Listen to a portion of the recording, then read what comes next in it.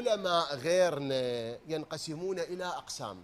بعضهم أهل نصب وتعصب كابن تيمية. ابن تيمية بكل وضوح ناصب 5 نجوم، بكل وضوح. هذا أقول ذلك بضرس قاطع. ابن تيمية ناصبي بامتياز، يكره آل محمد هالشكل هذا ويسيء لهم، وهو صاحب الكلمة البذيئة المعروفة أنه يقول علي بن أبي طالب طلب الملك للدنيا لا للدين.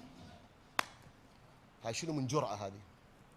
وهو صاحب كلمة بذيئة أخرى يقول لو صح أن مثلا مضمون الكلمة لو صح أن الزهراء ماتت وهي غاضبة على فلان وفلان ففاطمة هي التي أخطأت بحقهما.